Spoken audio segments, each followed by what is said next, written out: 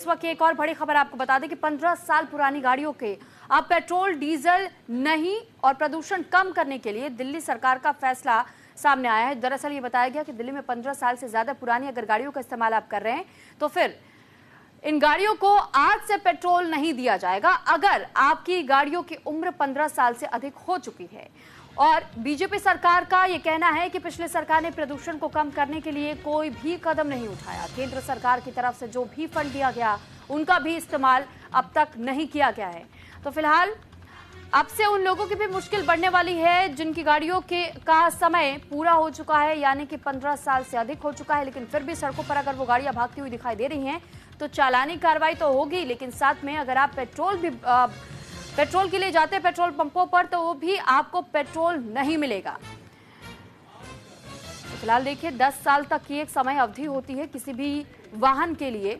अगर आप सड़कों पर जाते हैं तो ऐसे में आपको इस बात का ध्यान रखना होता है कि किस तरीके से आप अपनी गाड़ी को समय रहते ही या तो आप नए सिरे से दूसरी गाड़ी ले ले, एक्सचेंज के तहत भी आप उसे चेंज कर सकते हैं, लेकिन अगर ऐसा अब तक आपने नहीं किया है तो फिर अब आपको इसका खामियाजा भी भुगतना पड़ सकता है। 15 साल पुरानी गाड़ियों को पेट्रोल और डीजल अब नहीं मिल पाएगा।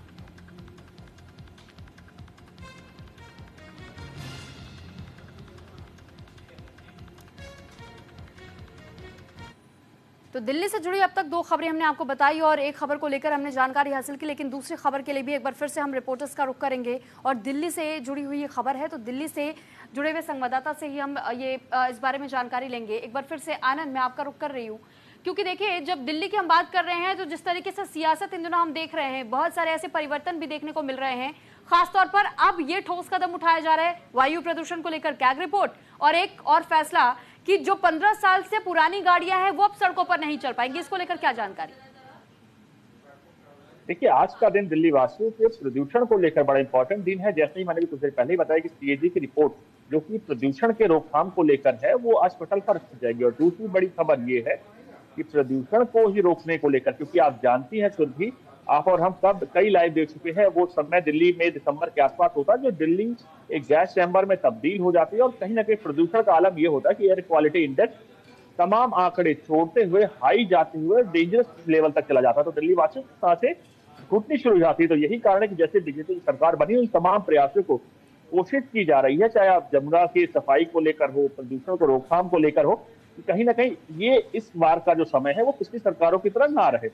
तमाम कोशिश जैसे सीएजी के टेबल रिपोर्ट की जाएगी, उसी के साथ मजेंद्र सिंह सिरसा जो कि प्रदूषण या कहीं पर्यावरण मंत्री है दिल्ली के, उन्होंने ये चीज सामने रखी है कि 15 साल पुराने जो व्हीकल्स हैं उनको पेट्रोल नहीं दिया जाएगा। दरअसल कोशिश तमाम ये की जा रही है कि जो रूल है, जैसे कि पेट्रोल गाड़ियां 15 साल से बाद नहीं चलेंगी और डीजल गाड़ियां 10 साल के बाद नहीं चलेंगी। एक्सटेंशन आप 5 साल का ले सकते हैं, लेकिन इसके तौर पर जो 15 साल की पुरानी गाड़ियां हैं तो उनको आपको डंप करना होगा।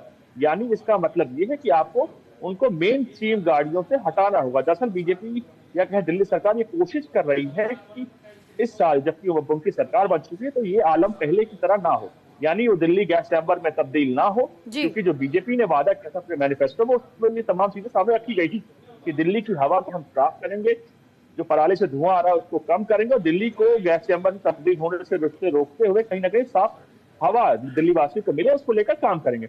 यमुना सफाई का दावा किया गया तो उस तमाम कार्यों को आप इसी रूप में देख सकते हैं कि दिल्ली सरकार लगातार इन सब कार्यों को लेकर आगे बढ़ रही है कि दिल्ली में जो तमाम चीजें थी उससे अब की बार जो सिचुएशन हो पूरी तरह से अलग हो और जनता को जल्द से जल्द जो अंतर है वो देखने को मिले। ठीक है, और यानी कि ये हम उम्मीद लगा जरूर सकते हैं आनंद की आने वाले समय में अगर इसी तरीके से कदम उठाए जाते रहे तो शायद से एक्यूआई में परिवर्तन हो जाए, क्योंकि अब तक तो हमने देखा है कि देश की राजधानी सबसे ज्यादा प्रदूषण से दूषित रहती है।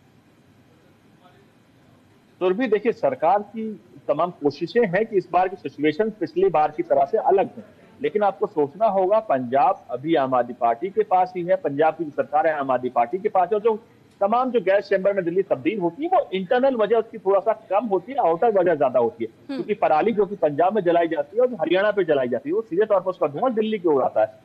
अभी क्योंकि आप देखिए पहले आम आदमी पार्टी की सरकार दिल्ली में हुआ करती तो उसको लेकर तमाम प्रयास पहले दिखाने की कोशिश की जाती थी, लेकिन अब जब दिल्ली से आम आदमी पार्टी जा चुकी है, बीजेपी की सरकार है, तो उम्मीद कर सकते हैं कि आप पंजाब की सरकार इसको लेकर काम करेगी। लेकिन क्या आलम है, आपने तमाम डाटा पहले देखे हैं, वो डाटा जो तमाम चीजें बताते हैं कि कहीं ना कहीं पंजाब सरकार पराली जलाने में पूरी तरह से विफल रहती है। ठीक है। और आनंद, साथ ही मुझे ये भी जरा बताइएगा कि जिस तरीके से इस वक्त दिल्ली सरकार काम कर रही है, चाहे हम कैग रिपोर्ट की ओर भी देखते हैं तो वायु प्रदूषण को लेकर के कैग रिपोर्ट आनी है, दूसरी तरफ जो इस फैसले का जिक्र आया सामने कि अब से 15 साल पुरानी गाड़ियों को पेट्रोल या डीजल नहीं मिल पाएगा, तो कहीं ना कहीं ये लगाम तो उन लोगों पर भी है। लेकिन क्या कोई ऐसी भी व्यवस्थाएं की गई हैं कि अगर लोग अभी भी मौका रहते हुए ये कदम उठाना चाहे, वो अपनी गाड़ियों को एक्सचेंज करना चाहे या अगर कहीं पर जाना चाहते, तो क्या इनके लिए कोई और थोड़ी सी राहत या समय अवधि को बढ़ाया जाएगा?